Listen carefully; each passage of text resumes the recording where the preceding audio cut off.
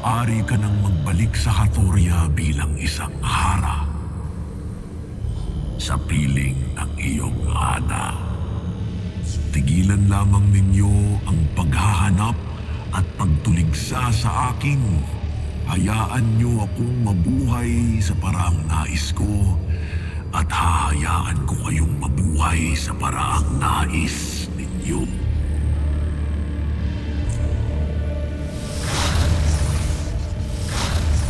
Kailangan mo lamang mamili, Terra. Ang ganitong buhay bilang isang normal na tao. Simple at masaya kasama ng mga minamahal mo. What? O ang mabuhay kasama ng mga kapwa mo sangre na mauuwi lamang sa trahedya at kamatayan. Mamili ka, Terra.